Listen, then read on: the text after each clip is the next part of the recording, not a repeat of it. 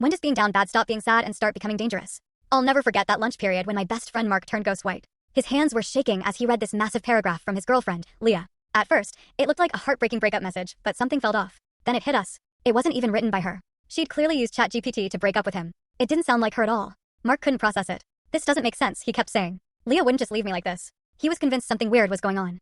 I tried to tell him she probably just lost interest, but he wouldn't hear it. Instead, he kept checking up on her, asking how she was doing, worried about her well-being.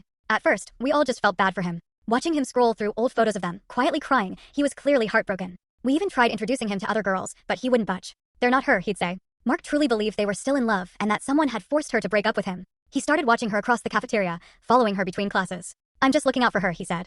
I warned him to back off and give her space, but he insisted he was just trying to protect her. Then came the turning point. He blew up in the library one day, screaming at Leah for talking to another guy. Get away from her, he shouted. Everyone was stunned. Leah explained they were working on a group project, but he didn't believe her. Why are you lying to me? He snapped. When the other guy stepped in, Mark shoved him and yelled, stay away from my girlfriend. Leah had finally had enough. Right in front of everyone, she yelled, leave me alone, you creep. We're done. Security had to escort him out of the library. But even then, he wouldn't let go. The scariest part? He still had her location shared on his phone. She'd forgotten to turn it off. And for weeks, he was tracking her. I heard from one of our friends that Mark was spotted sitting outside her house late one night, just watching. He said he was making sure she wasn't hanging with other guys. Eventually, Leah noticed. She completely freaked out. Her friends dragged her inside, called the cops, and she screamed at him, quit stalking me, Mark.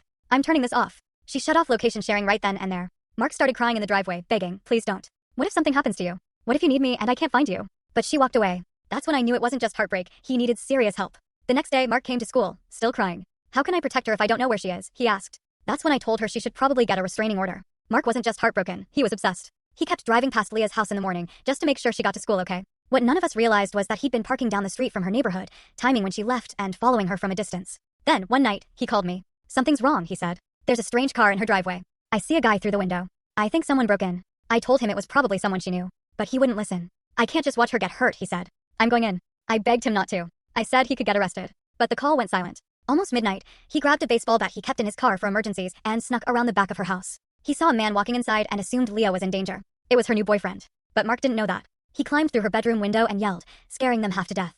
Leah screamed at the sight of him. Within seconds, her dad stormed into the room with a gun. All he saw was a stranger holding a bat in his daughter's room. He didn't hesitate. He fired. Mark collapsed, clutching his chest. Blood soaked through his shirt. Her mom called 911 as everyone stood there frozen. Mark was rushed to the hospital and spent 3 weeks in the ICU. A bullet had gone through his lung and shattered his ribs. Even while hooked up to machines, barely able to speak, he kept asking nurses to call Leah, just to explain. She told me she was terrified. And after everything, she finally agreed to get a restraining order. Because she realized what we all did far too late, Mark couldn't let her go.